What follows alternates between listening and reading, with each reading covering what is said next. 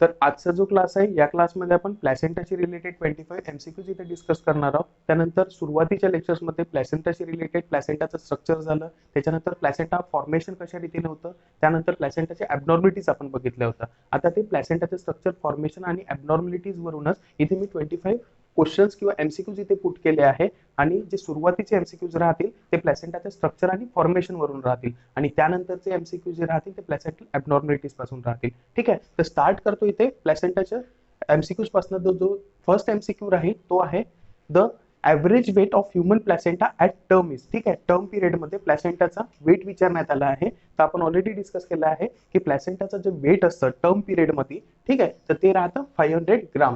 आणि सोबतच इथे त्याच्याशी रिलेटेड अजून काही कन्सेप्ट आपण क्लिअर करू की जर प्लॅसेंटाचं वेट हे 500 ग्राम असतं तर त्याच प्लॅसेंटामध्ये ते जे फुल्ली डेव्हलप प्लॅसेंटा आहे टर्म पिरियडमध्ये 500 ग्रामचा प्लॅसेंटा आहे तर त्याच्यात जे व्हॉल्यूम ऑफ ब्लड ते असेल 500 ml. म्हणजे तेच प्लॅसेंटा सोबत इथे 500 ml ब्लड सुद्धा कॅरी करतो. ठीक आहे, आणि त्या 500 ml जे असेल त्याच्यात जर डिफरन्शिएशन विचारण्यात आलं तर ते जे डिफरन्शिएशन राहील याच्यातलं जे 150 ml ब्लड राहील याच प्लॅसेंटामध्ये जे 150 ब्लड आहे 150 ml ऑफ ब्लड जे राहील ते राहील इंटरव्हिलस स्पेसेस मध्ये. आणि इंटरव्हिलस स्पेसेस म्हणजे काय सांगितलं होतं की दोन कोरियनिक विलाय मधले जे स्पेसेस असेल त्याला आपण नेटवर्क ऑफ लॅक्युने म्हणू किंवा त्याला आपण इंटरव्हिलस स्पेसेस म्हणू. आणि त्याच इंटरव्हिलस स्पेसेस मध्ये ब्लड किती असते त्या 500 मधलं 150 ml आणि रिमेनिंग जे 350 ml ब्लड राहील जे 350 ml ब्लड राहील उरलेलं तर ते जे 350 ml ब्लड आहे ते कशात राहील जे विलस सिस्टम आहे जे कोरियनिक विला आहे त्याच्यातले जे एम्ब्रियोनिक वेसल्स असेल जे डेव्हलप झाले आहे तर त्या कोरियनिक विलस सिस्टम मध्ये जे ब्लड असते ते असते 350 ml. ठीक आहे, तर दोन क्वेश्चन इथे कव्हर केले. पहिलं तर प्लॅसेंटाचं जे वेट आहे ते आहे 500 ग्राम. त्याच्यानंतर volume of blood placenta occupy करतो ते असते 500 ml. त्याच्यानंतर 150 जे ml ब्लड आहे ते असते इंटरव्हिलस स्पेसेस मध्ये आणि रिमेनिंग 350 ml जे ब्लड राहील ते राहील कोरियनिक विलस सिस्टम मध्ये. ठीक आहे, तर नेक्स्ट जो क्वेश्चन आहे तो डिस्कस करू आपण. तर तो आहे the structure acts as an power house of hormone production during pregnancy. एक असा स्ट्रक्चर की जो प्रेग्नेन्सीच्या दरम्यान पॉवर हाऊसचं काम करते, जे असा ऑर्गन जे प्रेग्नेन्सीच्या दरम्यान जे हार्मोन सिक्रेट करते आणि ते प्रेग्नेन्सी मेंटेन करायला भरपूर अशी मदत करतं. तर तो जो ऑर्गन आहे ते जे स्ट्रक्चर आहे ते आहे प्लॅसेंटा. ते जे हार्मोन ते जे ऑर्गन राहील ते राहील प्लॅसेंटा. ठीक आहे, तर प्लॅसेंटा हा पॉवर हाऊस का बरं म्हणण्यात आला की प्लॅसेंटा प्रेग्नेन्सीच्या दरम्यान दोन महत्वाचे हार्मोन इथे सिक्रेट करतो. तर ते जे दोन हार्मोन्स आहे ते आहे इस्ट्रोजन आणि जे नेक्स्ट हार्मोन राहील तो राहील प्रोजेस्ट्रॉन. आणि जर स्पेसिफिकली हार्मोन विचारण्यात आला जो प्रेग्नेन्सी मेंटेन करतो तर तो आहे प्रोजेस्ट्रॉन. ठीक आहे, सोबतच प्लॅसेंटा इथे भरपूर अजून काही महत्वाचे हार्मोन सिक्रेट करतो जसं की प्लॅसेंटाच्या डेव्हलपमेंटच्या दरम्यान जे सिन्शियोट्रोफोब्लास्ट असेल. ठीक आहे, तर जे सिन्शियोट्रोफोब्लास्ट सिक्रेट करतं ते राहते ह्युमन कोरियोनिक गोनॅडोट्रोफिक हार्मोन. त्याच्यानंतर सिन्शियोट्रोफोब्लास्ट अजून डेव्हलपमेंटच्या दरम्यान ह्युमन प्लॅसेंटल लॅक्टोजन हार्मोन सुद्धा सिक्रेट केलं होतं सांगितलं होतं. At the end of pregnancy placenta जो आहे तो रिलॅक्सिन हार्मोन सुद्धा सिक्रेट करतो. तसे वेगवेगळे हार्मोन प्लॅसेंटा हा सिक्रेट करतो. त्याच्यामुळे प्लॅसेंटाला आपण power house of hormone production during pregnancy म्हणण्यात आलं. ठीक आहे, तर जे नेक्स्ट क्वेश्चन आपण डिस्कस करतोय ते आहे ratio between placental weight and fetal weight is. ठीक आहे, जो रेशिओ आहे जे प्लॅसेंटाचं वेट आहे आणि फिटलचा जो वेट असेल तर त्याच्यामधला जो रेशिओ तिथे क्रिएट होतो तो रेशिओ इथे विचारण्यात आलाय. तर आपण डिस्कस केलं आता की प्लॅसेंटाचं जे टर्म असेल टर्म पिरियड मध्ये जे प्लॅसेंटाचं वेट असते ते किती असते 500 ग्राम. वेअरएज आपल्याला माहिती आहे की टर्म पिरियड मध्ये जे फिटस असेल फिटस तर नाही म्हणण्यात येईल पण जे न्यूबॉर्न बेबी बॉर्न होईल तर न्यूबॉर्नचं जे वेट असते नॉर्मल जे वेट असते न्यूबॉर्न बेबीचं ते असते 2.5 to 3000 ग्राम किंवा 3 kg. ठीक आहे, त्याचा रेशिओ विचारण्यात आला. तर इथे क्लिअरली दिसते की 500 ग्राम हा जर प्लॅसेंटा आहे म्हणजे 1 पार्ट जर प्लॅसेंटाचा आहे तर त्याचा 6 भाग हे फिटस ऑक्युपाय करतं. ठीक आहे, तर 6 भाग जे राहील ते फिटस ऑक्युपाय करतं. तर इथे जे प्लॅसेंटाचं आणि फिटसचं जे वेट राहील त्याचा जो रेशिओ तिथे डेव्हलप होतोय हे आहे 1:6. ठीक आहे, 1:6. वेअरएज जर फिटस आणि जे प्लॅसेंटा राहील त्याचा जर इथे रेशिओ विचारण्यात आला म्हणजे जर फिटस आणि प्लॅसेंटाचा जर रेशिओ विचारण्यात आला तर तो राहील फिटस जे 3 kg वेट जे राहील ते राहील फिटसचं आणि प्लॅसेंटाचं किती वेट आहे 500 ग्राम. तर इथे जे रेशिओ बनेल इथे बनेल 6:1. इथे अपोजिट रेशिओ बनेल कारण फिटसचं वेट जे आहे ते प्लॅसेंटाच्या बरोबरीत विचारण्यात आलं तर तो जो रेशिओ राहील ते राहील 6:1. ठीक आहे, तर नेक्स्ट क्वेश्चन जो आहे जो फोर्थ क्वेश्चन आहे तो आहे foetal origin of placenta is. ठीक आहे, जो फिटस ओरिजिन आहे, फिटलचं जे ओरिजिन आहे प्लॅसेंटाचं ते विचारण्यात आलंय. तर आपण ऑलरेडी डिस्कस केलाय प्लॅसेंटाच्या लेक्चर्स मध्ये की प्लॅसेंटा हा दोन पार्ट्सनी बनला आहे. प्लॅसेंटा हा दोन पार्टनी बनला आहे. तर ते दोन पार्ट कुठले आहे? एक तर आहे मॅटर्नल सरफेस, मॅटर्नल पार्ट आहे प्लॅसेंटाचा, आणि जे नेक्स्ट पार्ट आहे त्या पार्टला आपण फिटल पार्ट, फिटल सरफेस म्हणतो. आणि जे मॅटर्नल पार्ट आहे प्लॅसेंटा कॉन्ट्रीब्युट करतो मॅटर्नल पार्ट बनवायसाठी, ते असते फक्त 20%. आणि हे जे 20% असते हा पार्ट कुठला आहे? डेसिडुआ बॅसिलिस पार्ट आहे. डेसिडुआ बॅसिलिस जो पार्ट असेल त्याच्यापासून प्लॅसेंटा बनतो मॅटर्नल सरफेस कडनं. ठीक आहे, वेर जे फिटल पार्ट आहे जो प्लॅसेंटा बनवत आहे तर हा किती असतो? 80%. हा असतो 80%. आणि फिटल जो पार्ट आहे जो प्लॅसेंटा बनवतो त्याला काय म्हणतो आपण? कोरियोनिक फ्रंडसम म्हणतो. जो प्लॅसेंटा बनवत आहे कोरियोनिक फ्रंडसम म्हणतो. आणि हा जो 80% आहे, इथे काय विचारण्यात आलं की फिटल ओरिजिन ऑफ प्लॅसेंटा कुठला आहे आणि तो किती पर्सेंट तो ऑक्युपाय करताय. तर फिटल जो पार्ट आहे हा झाला कोरियोनिक फ्रंडसम पार्ट, हा असतो 80%. म्हणजे जर याच्या रेशो मध्ये विचारण्यात आलं तर हे राहील 4/5 part is occupied by fetal surface of placenta. Where जे 20% आहे याचा जर रेशो बघितण्यात आला तर हा असतो 1/5 पार्ट. हा फक्त 5 भागातून एक भाग असते मॅटर्नल पार्ट म्हणजे 20%. आणि हे असते 5 भागातून 4 भाग जे असतात हे फिटल सरफेट असते, जास्त प्रमाणात ते असते कोरियोनिक फ्रंडसम. आणि हे किती राहील? 4/5 पार्ट. तर याचं जे आन्सर राहील जे फिटल सरफेस आहे ओरिजिन आहे ते आहे 4 पार्ट. तर जे फिफ्थ क्वेश्चन आहे जो आपण डिस्कस करू, the placenta is develop from. आताच आपण डिस्कस केलाय जे प्लॅसेंटा आहे तो कशापासून बनतोय? एक बनतोय मॅटर्नल सरफेस कडनं आणि फिटल सरफेस कडनं. तर जो मॅटर्नल सरफेस होता त्याला काय म्हटलं? 20% ऑक्युपाय करत होता किंवा कॉन्ट्रीब्युट करत होता प्लॅसेंटा बनवायसाठी. तर तो जो मॅटर्नल पार्ट आहे त्या पार्टला आपण डेसिडुआ बॅसिलिस असं म्हणतो. आणि जे फिटल सरफेस कडून प्लॅसेंटा बनतो त्याला आपण कोरियोनिक फ्रंडसम बनतोय तिथे. तर प्लॅसेंटा कशापासून डेव्हलप होते? दोन गोष्टीपासून. एक राहील मॅटर्नल म्हणजे डेसिडुआ बॅसिलिस पार्ट, आणि जे नेक्स्ट आहे ते आहे कोरियोनिक फ्रंडसम पार्ट. ठीक आहे, तर आन्सर जे राहील, the placenta is develop from chorionic frondosum also and decidua basalis also. म्हणजे बोथ ए आणि बी आर करेक्ट आन्सर्स. ठीक आहे, तर जे सिक्स्थ क्वेश्चन आहे जे डिस्कस करणार, the uterine blood flow at term is. ते युटराईन ब्लड फ्लो विचारण्यात आला आहे. तर जे युटराईन ब्लड फ्लो कुठनं राहतो? जे डेसिडुआ बॅसिलिस पार्ट असेल. ठीक आहे, जे डेसिडुआ बॅसिलिस पार्ट दिसतोय तर या पार्टमध्ये बेझल आर्टरी असते. आणि बेझल आर्टरीच्या सब ब्रांचेस येथे म्हटलं होतं. बेझल आर्टरीच्या सब ब्रांचेस येते. आणि ह्या ज्या बेझल आर्टरीच्या सब ब्रांचेस म्हटलं याला काय म्हणत होतो आपण? स्पायरल आर्टरीज म्हटलं, स्पायरल आर्टरीज म्हटलं. आणि ह्या ज्या आर्टरीज असते हा अंडर हाय प्रेशर मध्ये फ्लो करतात, कारण आर्टरीज मध्ये ब्लड फ्लो होत आहे. ठीक आहे, म्हणजे जे बेझल आर्टरी असेल त्याच्यातून जे ब्लड येत असेल ते हे स्पायरल आर्टरीज मध्ये येतं. आणि हे जे स्पायरल आर्टरीज आहे हे अंडर हाय प्रेशर फ्लो करताय तिथे ब्लड. आणि सोबतच या आर्टरीला, स्पायरल आर्टरीजला आपण मॅटर्नल सायनोसॉइड सुद्धा म्हणत होतो. ठीक आहे, तर इथे जे युटराईन ब्लड फ्लो होत आहे जे स्पायरल आर्टरीज थ्रू इंटरव्हिलस स्पेसेस मध्ये ड्रेन होत आहे, तर ते जे फ्लो राहते ते राहते मिनिमम 500 एक्झॅक्टली विचारण्यात आलं तर ते राहील 500 ml.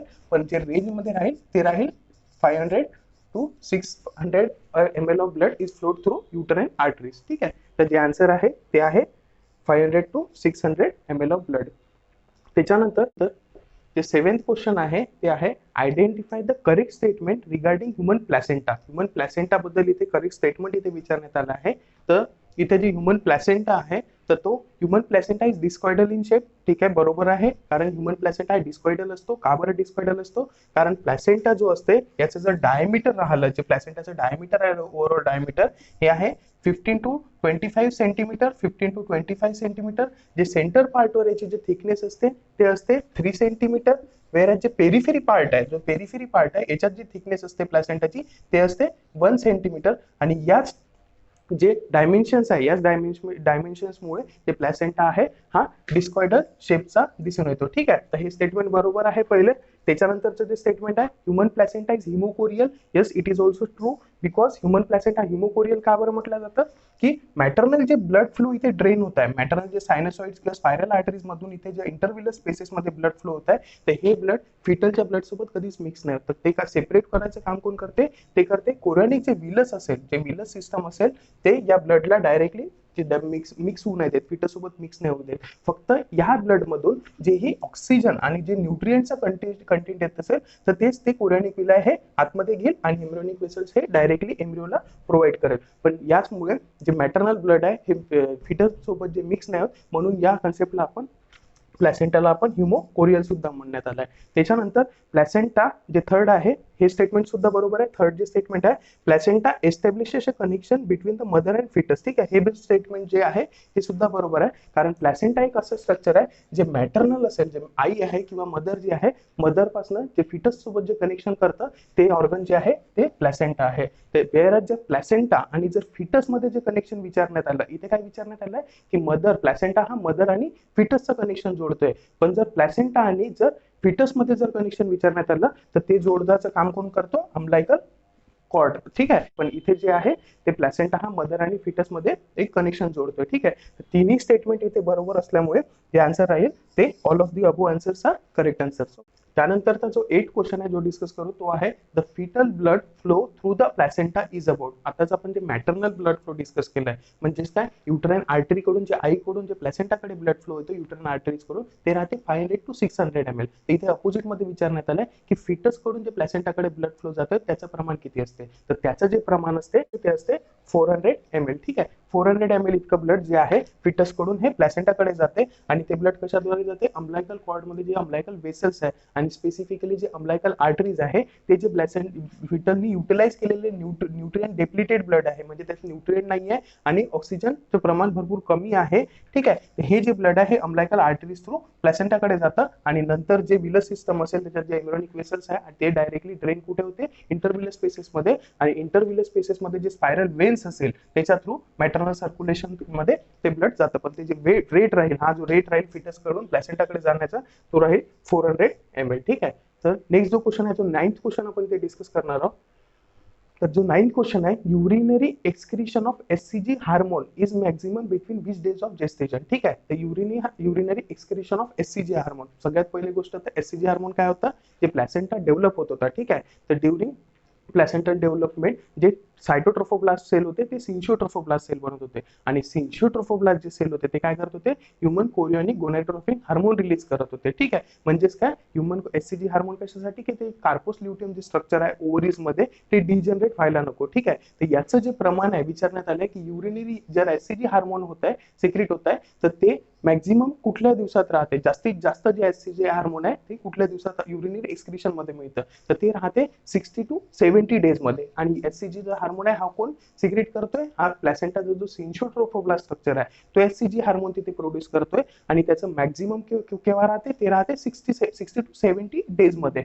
वेअरच जर ऍव्हरेज मध्ये राहिलं तर एससीजी जे हार्मोन आहे ते ब्लड मध्ये मॅक्झिमम केव्हा मिळते? ते एससीजी हार्मोन जे आहे ड्युरिंग 5th to रेंज मध्ये 5th to 9th week of gestation HCG hormone हा ब्लड मध्ये भरपूर जास्त असतो, आणि जे युरिनरी एक्सक्रीशन राहील त्याच दरम्यान जे थर्ड मंथ राहील, सेकंड मंथ झाल्यानंतर जे थर्ड मंथ राहील त्याच्यात 60 to 70 डेज मध्ये युरिनरी एक्सक्रीशन मध्ये एससीजी हार्मोन हा सगळ्यात जास्त तिथे प्रोड्यूस करेल. त्यानंतर 10th क्वेश्चन आहे जो आपण इथे डिस्कस करू, तो क्वेश्चन आहे hormone human chorionic gonadotropin can be detected in case of. ठीक आहे, आपण आताच एससीजी रिलेटेड कन्सेप्ट बघितले. एससीजी जो हार्मोन आहे तो सिन्शियोट्रोफोब्लास्ट जे असतात ते तिथे प्रोड्यूस करतात. त्याच्यानंतर 60 to 70 डेजवर हा पीक लेवलवर असतो.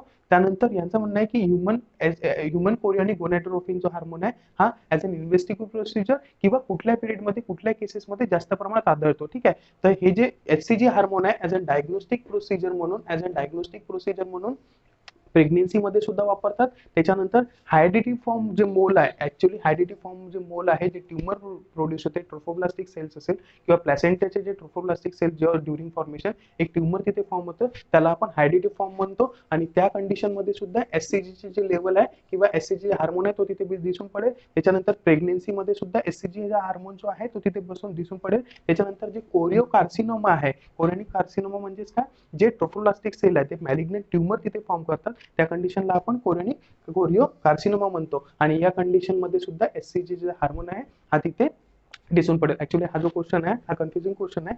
म्हणजेच काय की एचसीजी हार्मोन आहे, ठीक आहे, तर ड्युरिंग प्रेग्नेन्सी मध्येच आपण विचार करू की हा तिथे दिसून पडेल, पण ऍक्च्युअली एचसीजी जो हार्मोन आहे हा प्रेग्नेन्सी मध्ये सुद्धा तिथे इन्क्रीज राहतो किंवा दिसून पडतो. त्याच्यानंतर हायडिटी फॉर्म मोल जे कंडिशन आहे, ते ट्युमर प्रोड्युसिंग जे कंडिशन आहे त्याच्यामध्ये सुद्धा एचसीजी हार्मोन दिसून पडेल, आणि कोरिओ कार्सिनोमा मध्ये. म्हणजे याचा आन्सर काय, all of the above answers are options are correct answers. ठीक आहे, त्याच्यानंतर जे नेक्स्ट क्वेश्चन आहे जो 11th क्वेश्चन आहे तो आहे which structure establishes a connection between the fetus and the mother during the intrauterine life. ठीक आहे, तर एक असा ऑर्गन किंवा असं स्ट्रक्चर जे मदर आणि फिटस मध्ये एक कनेक्शनचं किंवा बॉन्डिंग एक चॅनल तिथे डेव्हलप करते, ते जे ऑर्गन आहे ते आहे प्लॅसेंटा. ऍक्च्युअली जे प्लॅसेंटा आहे हे मदर कडून जे कनेक्शन डेव्हलप करतं, जे मदर कडून जे न्यूट्रियन्स आणि ऑक्सिजन रिच जे ब्लड असेल ते डायरेक्टली इंटरव्हिलस स्पेसेस मध्ये येतात आणि हे जे ऑक्सिजन आणि न्यूट्रियंट रिच जे ब्लड आहे हे प्लॅसेंटा थ्रू डायरेक्टली फिटस कडे जातात. वेअर जे फिटस आहे त्याच्याकडून जे डिऑक्सिजनेटेड ब्लड असेल वेअर किंवा जे वेस्ट प्रोडक्ट असेल ते हे umbilical arteries through directly placenta through mother कडे जातात आणि मदर ती एक्सक्रीट आउट करते. ठीक आहे, तर जो नेक्स्ट क्वेश्चन आहे, जो 12th क्वेश्चन आहे, जो डिस्कस करू आपण, तो आहे the main function of the placenta is. ठीक आहे, प्लॅसेंटाशी रिलेटेड फंक्शनिंग इथे क्वेश्चन आहे. तर तो जे ऑप्शन्स दिले आहे, it cushions and protect the fetus. No, it doesn't cushions and it doesn't protect the fetus. हे आन्सर चुकीचं आहे. ऍक्च्युअली जे प्रोटेक्ट करायचं फिटसला, जे प्रोटेक्ट करायचं काम आहे ते एम्निटिक फ्लुइड आणि सोबतच जे फिटल मेम्ब्रेन्स असेल ते फिटसला तिथे प्रोटेक्ट करून ठेवतात. त्याच्यानंतर it prevents the antibodies and viruses from passing into the fetus. ठीक आहे, तर हे आन्सर सुद्धा चुकीचं आहे, कारण ऍक्च्युअली जे प्लॅसेंटा असेल, प्लॅसेंटाकडे आयजीजी साठी रिसेप्टर्स असतात, म्हणजे जे मॅटर्नल कडून इम्युनोग्लोबिन जी असेल. ठीक आहे, मॅटर्नल सरफेस कडे मदरकडे जे इम्युनोग्लोबिन जी आलेले आहे, तर ते जे इम्युनोग्लोबिन जी असेल ते प्लॅसेंटाकडे रिसेप्टर्स असल्यामुळे प्लॅसेंटल बॅरियर ते क्रॉस करतात आणि हे जे इम्युनोग्लोबिन आयजीजी असेल हे डायरेक्टली अम्लायकल कॉर्ड थ्रू फिटसकडे एंटर होऊ शकतात ड्युरिंग इंट्रायुटराइन लाईफ मध्ये. ठीक आहे, म्हणजे इंट्रायुटराइन लाईफ मध्ये अँटीबॉडी जो आहे, जो क्रॉस करतो तो आहे आयजीजी, पण आयजीएम जो अँटीबॉडी आहे तो लार्जर इन साईज असतो, त्याच्यामुळे तो प्लॅसेंटल बॅरियर क्रॉस नाही करू शकत. पण जो अँटीबॉडी जो क्रॉस करते तो राहते आयजीजी. म्हणजे हे जे आन्सर, जे ऑप्शन दिलं आहे, इट डझंट प्रिव्हेंट ऍक्च्युअली जे अँटीबॉडीज आहे आणि व्हायरसेस प्लॅसेंटल बॅरियर क्रॉस करू शकत, म्हणून हे पण आन्सर जे राहील, ऑप्शन राहील, हे त्याचं चुकीचं आन्सर राहील. त्याच्यानंतर जे नेक्स्ट फंक्शन आहे, it exchanges nutrients and waste product between the mother and fetus. आपण लास्ट एमसीक्यू मध्ये बघितलंय, जे मेन प्लॅसेंटाचं कनेक्शन, जे प्लॅसेंटा आहे जे कनेक्ट करत आहे मदर आणि फिटसला चॅनलमध्ये, जे नेटवर्क काम करत आहे, तर ऍक्च्युअली जे एक्सचेंजेस होत आहे, जे न्यूट्रियन्ट्स आणि ऑक्सिजन रिच ब्लड जे मदर कडून फिटस कडे जात आहे आणि फिटस कडून जे वेस्ट प्रोडक्ट आहे ते मॅटर्नल सरफेस कडे किंवा मदर कडे जात आहे आणि ते एक्सक्रीट आउट करत आहे. तर जे सगळ्यात महत्वाचं इथे फंक्शन आहे ते आहे placenta exchanges nutrient and waste product between the mother and fetus. ठीक आहे, जो नेक्स्ट क्वेश्चन आहे, 13 क्वेश्चन आहे, तो आहे which of the drug do not crosses the placenta. आपण आताच बघितलंय, मी सांगितलंय की जेही मॉलिक्युल्स, जे ठीक आहे, जेही वस्तू डायरेक्टली, जेही मॉलिक्युल्स डायरेक्टली जे छोट्या साईज, जे मॉलिक्युलर साईज मध्ये छोटे असतील ते डायरेक्टली प्लॅसेंटा किंवा रिसेप्टर्स असतील प्लॅसेंटाकडे, तर तेच ते प्लॅसेंटल बॅरियर ते क्रॉस करू शकतात. पण इथे विचारण्यात आलाय असा कुठला ड्रग आहे जो प्लॅसेंटल बॅरियर हे क्रॉस नाही करू शकत. तो जो ड्रग आहे तो आहे हेपॅरिन. आणि हेपॅरिन जो ड्रग आहे हा साईज आणि शेप मध्ये डायरेक्टली जो आहे हेवियर मॉलिक्युल आहे, याचं साईज जे असते हे मोठं असल्यामुळे हेपॅरिन डायरेक्टली प्लॅसेंटल बॅरियर जो आहे, म्हणजे ड्युरिंग युटराइन लाईफ जर मदरला दिलं तर प्लॅसेंटा थ्रू तो फिटसकडे जाणार नाही. पण इतर जे ड्रग्स आहेत, जसं की मॉर्फिन झालं, नॅलेक्झोन झालं आणि वारफरिन झालं, हे ड्रग डायरेक्टली तिथे प्लॅसेंटल बॅरियर क्रॉस करू शकतात आणि फिटसकडे इंट्रायुटराइन लाईफ मध्ये ते ट्रान्समिट होऊ शकतात. ठीक आहे, वारफरिन बद्दल अजून सांगायचं म्हणजे वारफरिन जो ड्रग आहे हा अँटीकोअग्युलंट आहे आणि हा ऍक्च्युअली विटॅमिन के जे आहे त्याच्या अपोजिट ऍक्शन करतो. विटॅमिन के अँटॅगोनिस्ट आहे. आपण विटॅमिन के अँटीगोनिस्ट आहे. जे प्लेटलेट्सचं लेक्चर असेल त्याच्यात आपण बघितलंय की विटॅमिन के जे कोऑग्युलेशनचं जे काम करते, जे सगळे जे कोऑग्युलेशन फॅक्टर्स असेल त्याला एकत्र येऊन जमून ठेवायचं काम करते, तर त्याला थांबवायचं काम कोण करत होतं, ते करत होतं वॅरफॅरिन ड्रग. ठीक आहे, तर वॅरफॅरिन जो ड्रग आहे तो सुद्धा तिथे प्लॅसेंटल मेम्ब्रेन किंवा बॅरियर आहे तो क्रॉस करून फिटसकडे एंटर होऊ शकतो. त्याच्यानंतर जे नेक्स्ट आहे, morning sickness during early pregnancy is due to. Morning sickness जे सिम्पटम असते ड्युरिंग अर्ली प्रेग्नेन्सी मध्ये ते असते ह्युमन कोरियोनिक गोनाडोट्रोपिन हार्मोनमुळे. ठीक आहे, तर जे मॉर्निंग सिकनेस मध्ये जे सिम्पटम्स असतात, मॉर्निंग सिकनेस मध्ये जे सिम्पटम्स राहील ते राहील नोझिया, वॉमिटिंग, हे सिम्पटम्स असतात. आणि हेच जर नोझिया, वॉमिटिंग भरपूर जास्त प्रमाणात वाढली तर तो जे न्यूली डिसीज तिथे क्रिएट होते ते राहते हायपरेमेसिस ग्रॅव्हिडरम, त्याला म्हणतो. ठीक आहे, पण मॉर्निंग सिकनेस एक नॉर्मल साईन आहे नोझिया वॉमिटिंगची. तर हे यामुळे कशामुळे होते, हे होते इन्क्रीज एससीजी लेवलमुळे. ठीक आहे, तर नेक्स्ट जो क्वेश्चन आहे, जो 15 क्वेश्चन आहे आपला, तो आहे outer most membrane of the placenta is called as. ठीक आहे, जे प्लॅसेंटा आहे त्याची जे फिटल सरफेस असेल, प्लॅसेंटाचा जो फिटल सरफेस आहे, जे कोरियनिक प्लेट इथे बनले आहे, तर त्याला कोण कव्हर करतं? फिटल मेम्ब्रेन कव्हर करतं. इथे जे फिटल मेम्ब्रेन असेल ते फिटल सरफेसला कव्हर करायचं किंवा प्लॅसेंटाला कव्हर करायचं काम जे फिटल मेम्ब्रेन आहे ते करतं. आणि फिटल मेम्ब्रेन जे असते ते डबल मेम्ब्रेननी बाउंडेड स्ट्रक्चर आहे. त्याची डबल मेम्ब्रेन आहे, त्याची आउटर मोस्ट लेअर आहे फिटल मेम्ब्रेनची, जी वरची जी लेअर आहे त्याला आपण कोरियन म्हणतो, त्याला आपण कोरियन म्हणतो. आणि जी इनर मोस्ट लेअर आहे त्याच फिटल मेम्ब्रेनची त्याला आपण एमनियॉन म्हणतो. आणि इथे काय विचारण्यात आलं? The outer most membrane of placenta, तर त्याचे आउटर मोस्ट वरची जी लेअर राहील ती राहील कोरियन, आणि त्याच्या आतमधली जी लेअर आहे ती कुठली आहे? Amnion layer. तर याचं जे आन्सर आहे, जे आउटर मोस्ट मेम्ब्रेन आहे प्लॅसेंटाची ते आहे कोरियन. त्याच्यानंतर The 16th question है the abnormal condition in which the umbilical cord is inserted through the membrane of the placenta is called as. म्हणजेच काय की नॉर्मली आपल्याला प्लॅसेंटाच्या स्ट्रक्चर मध्ये माहित आहे की जे अम्बिलायकल कॉर्ड असते, जे अम्बिलायकल कॉर्ड असेल प्लॅसेंटाच्या मेन बॉडी जे असेल त्याच्या सेंटर पार्टवर इन्सर्टेड असते, ठीक आहे, मध्यभागी इन्सर्टेड असते. पण या ॲबनॉर्मल कंडिशन मध्ये जे अम्बिलायकल कॉर्ड आहे ते अम्बिलायकल कॉर्ड आहे ते प्लॅसेंटाच्या सेंटर पार्टवर अटॅच नसून जे फिटल मेम्ब्रेन्स आहे, जे फिटल मेम्ब्रेन्स आहे त्याला ती अटॅच आहे. तर त्या कंडिशनला काय म्हणतो म्हटलं होतं आपण? त्याला म्हणतो वेलामेंटस कॉर्ड इन्सर्शन, वेलामेंटस कॉर्ड इन्सर्शन. आणि या कंडिशन मध्ये जे अम्बिलायकल कॉर्ड आहे जे फिटल मेम्ब्रेन्स पासून तर हे जे मेन प्लॅसेंटल बॉडी आहे इथपर्यंत जे अम्बिलायकल वेसल्स आहे या अनसपोर्टेड असतात, ठीक आहे, वेलामेंटस कॉर्ड इन्सर्शन मध्ये. त्याच्यानंतर जे 17th क्वेश्चन आहे the placental abnormality in which the accessory lobe is develop from the activated villi on the chorionic laeve. म्हणजेच का की एक प्लॅसेंटा असताना क्वेश्चन मध्ये दिलेला आहे की एक प्लॅसेंटा असताना एक सेपरेट लोब, एक स्मॉलर सेपरेट लोब तिथे फॉर्म होत आहे आणि तो जो प्लॅसेंटलच्या मेन प्लॅसेंटल बॉडीशी कोरियनिक विलाय सोबत ॲक्टिव्हेटेड कोरियनिक विलाय त्याच्यासोबत अटॅच आहे. तर त्या कंडिशनला काय म्हणतात? त्या कंडिशनला म्हणतात प्लॅसेंटा सबसेंच्युरेटा. याच्यामध्ये एक प्लॅसेंटल लोब, मोठा जे मेन प्लॅसेंटल बॉडी आहे ते असताना एक स्मॉलर ॲसेसरी लोब तिथे फॉर्म होत आहे. आणि हे जे कोरियनिक वेसल्स असेल त्याचे सब ब्रांचेस आहे, ह्या नेक्स्ट जे ॲक्टिव्हेटेड जे कोरियनिक विलाय हा नेक्स्ट जो स्मॉलर लोब तिथे फॉर्म झाला त्याच्यासोबत अटॅच आहे, तर त्याला आपण प्लॅसेंटा सबसेंच्युरेटा म्हणतो. त्याच्यानंतर सोबतच इथे अजून एक गोष्ट की हा जो ॲसेसरी लोब तिथे फॉर्म झालाय हा जर लिश ऑफ ब्लड वेसल सोबत कनेक्टेड नसेल, म्हणजे फक्त स्मॉलर लोब तर असेल पण या प्लॅसेंटा सबसेंच्युरेटा मध्ये काय झालं? ब्लड वेसल सोबत कनेक्टेड आहे. पण इथे जर ब्लड वेसल सोबत कनेक्टेड नाही राहिला तर त्याला आपण प्लॅसेंटा स्प्युरिया सुद्धा म्हणतो, ठीक आहे, त्याला आपण प्लॅसेंटा स्प्युरिया म्हणतो. त्याच्यानंतर जे नेक्स्ट 18 क्वेश्चन राहील तो आहे the placental abnormality in which a thin fibrous ring is present at the margin of the chorionic plate where the fetal vessel appears to terminate. ठीक आहे, तर या कंडिशनला म्हणजे जे प्लॅसेंटल विलाय आहे, जे प्लॅसेंटल ॲबनॉर्मॅलिटी आहे याच्यात जे फायब्रस रिंग आहे, जे कोरियनिक प्लेट आहे त्याच्यामध्ये जे फिटल मेम्ब्रेन्स आहे ते डायरेक्टली जे मार्जिन असेल कोरियनिक प्लेटचे तिथेच पर्यंत अटॅच राहतं. त्या कंडिशनला आपण प्लॅसेंटा मार्जिन आता म्हणतो. आणि या कंडिशन मध्ये सांगितलं होतं जे फिटल मेम्ब्रेन्स असेल हे सिंगल फोल्डेड राहील. पण जर सर्कमव्हॅलेट प्लॅसेंटा विचारण्यात आला तर ते जे कोरियनिक प्लेट राहील प्लॅसेंटाची फिटल सरफेस मध्ये जे कोरियनिक प्लेट आहे हे शॉर्टर राहते डेसिडुआ बॅसिलिस पेक्षा, डेसिडुआ बेसल प्लेट पेक्षा. आणि जे कोरियनिक सर्कमव्हॅलेट प्लॅसेंटा मध्ये अजून एक राहते की जे फिटल मेम्ब्रेन्स आहे हा डबल फोल्डेड राहते. पण जे प्लॅसेंटा मार्जिनिटा आहे याच्यात काय राहते? फक्त त्या सिंगल फोल्डेड राहते, म्हणून ते जे फिटल सरफेसचं जे लुक राहते ते ट्रान्सपरंट राहते. वेरस सर्कमव्हॅलेट प्लॅसेंटा मध्ये डबल फोल्डेड फिटल मेम्ब्रेन्स असल्यामुळे तिथे जे फिटल सरफेसचं लुक राहील ते ओपेक राहील, ठीक आहे. त्याच्यानंतर जे 19th क्वेश्चन आहे in which condition and umbilical cord is attach to the margins of the placenta. ठीक आहे, अशी कुठली कंडिशन आहे ज्याच्यामध्ये अम्बिलायकल कॉर्ड हे प्लॅसेंटाच्या मेन बॉडी सोबत सेंटर पार्ट मध्ये अटॅच नसून मार्जिन सोबत अटॅच राहते. त्या कंडिशनला ॲबनॉर्मॅलिटीच्या प्लॅसेंटाच्या ॲबनॉर्मॅलिटीला त्याला काय म्हणतो? तर ठीक आहे, या कंडिशन मध्ये जे अम्बिलायकल कॉर्ड आहे जे सेंटर पार्ट मध्ये अटॅच नसून जर मार्जिनवर अटॅच आहे तर त्या कंडिशनला आपण म्हणतो बॅटल डोर प्लॅसेंटा.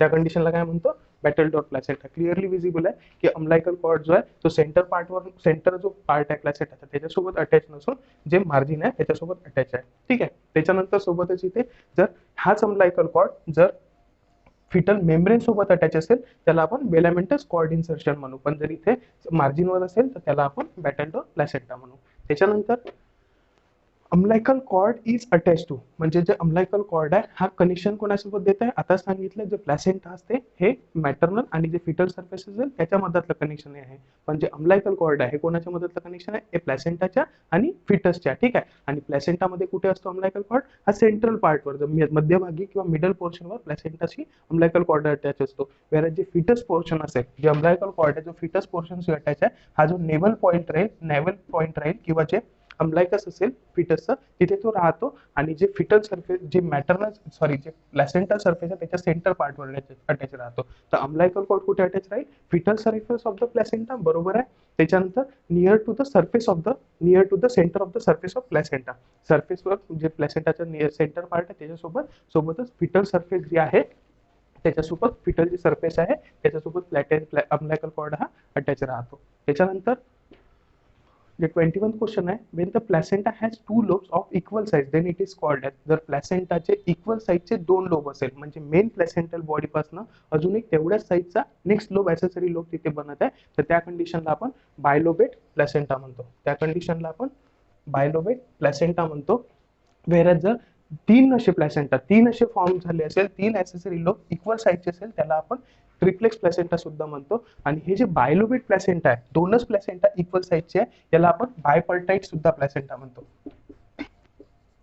बायपर्टाइट किंवा ड्युप्लेक्स प्लॅसेंटा सुद्धा आपण याला म्हणतोय. ठीक आहे, त्याच्यानंतर जे नेक्स्ट आहे 22 question, morbidly adherent placenta is called as. Morbidly adherent placenta म्हणजे काय, प्लॅसेंटाची अशी ॲबनॉर्मॅलिटी ज्याच्यामध्ये जे कोरियनिक विला आहे, ते प्लॅसेंटाच्या ज्या कोरियनिक विला आहे त्या डेसिडुआ बॅसिलिस पर्यंतच लिमिटेड असायला हव्या, पण त्या डेसिडुआ बॅसिलिसचा सुद्धा क्रॉस करतात, आणि मायोमेट्रियम पुढे जे मायोमेट्रियम सिरोसा झालं, पेरीमेट्रियम आहे त्याला सुद्धा क्रॉस करतात. त्या कंडिशनला आपण मॉर्बिडली ॲडेरंट प्लॅसेंटा म्हणतो. ठीक आहे, तर मॉर्बिडली ॲडेरंट प्लॅसेंटामध्ये जी कंडिशन आहे ते आहे प्लॅसेंटा ॲक्रिएटा. प्लॅसेंटा ॲक्रिएटामध्ये काय होतं की जे कोरियनिक विलाय असतात ते काय करतात, डेसिडुआ बॅसिलिसला क्रॉस करतात, म्हणजेच काय एंडोमेट्रियमला क्रॉस केलं, आणि नंतर जे मायोमेट्रियम आहे त्याला ते अँकर्ड असतात, त्याला टच असतात, त्या कंडिशनला आपण प्लॅसेंटा ॲक्रिएटा म्हणू. ठीक आहे, तर याचं जे morbidly adherent placenta is also called placenta accreta, किंवा हे जे तिन्ही कंडिशन आहे मॉर्बिडली ॲडेरंट प्लॅसेंटामध्ये त्याला आपण प्लॅसेंटल ॲक्रिएटा स्पेक्ट्रम सुद्धा म्हणतो. तर जो नेक्स्ट 23rd क्वेश्चन आहे तो आहे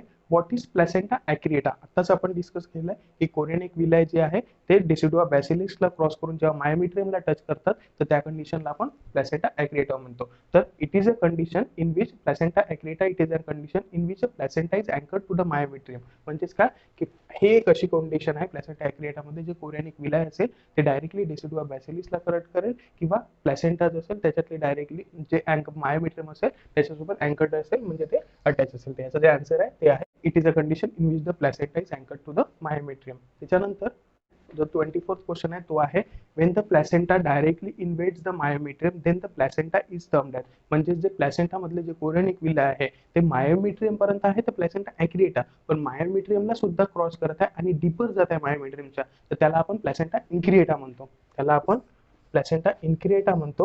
वेरज जर ते मायोमेट्रियमला सुद्धा क्रॉस करत आहे आणि सिरोसामध्ये जात आहे, मायोमेट्रियमला क्रॉस करून मायोमेट्रियम सिरोसा आणि पेरीमेट्रियमला जर क्रॉस करत आहे किंवा पेरीमेट्रियम पर्यंत सुद्धा जात आहे, जे न्यूट्राइन मसल्स आहेत पेरीमेट्रियम त्याला सुद्धा क्रॉस करत आहे, तर त्या कंडिशनला आपण प्लॅसेंटा परक्रिएटा म्हणतो. पण या कंडिशनमध्ये विचारलाय when the placenta directly invade the मायोमेट्रियमला क्रॉस करतात तर त्या कंडिशनला आपण काय म्हणतो, त्या कंडिशनला म्हणतो प्लॅसेंटा इन्क्रिएटा. ठीक आहे, तर अशा रीतीने प्लॅसेंटाशी रिलेटेड पूर्ण एमसीक्यू आपण सॉल्व्ह केलाय. नेक्स्ट जे लेक्चर राहील, आता जसं प्लॅसेंटा आपण बघितलं, प्लॅसेंटाचं स्ट्रक्चर, फॉर्मेशन आणि ॲबनॉर्मॅलिटी, आणि नंतर एमसीक्यूज, अशाच प्रकारे आता जे अम्लायकल कॉर्ड आहे, अम्लायकल कॉर्डचं स्ट्रक्चर, त्याच्यानंतर जे मेन पॉईंट्स आहे अम्लायकल कॉर्डशी रिलेटेड ते बघू, त्याच्यानंतर अम्लायकल कॉर्ड ॲबनॉर्मॅलिटीज बघू. ठीक आहे, थँक्यू सो मच.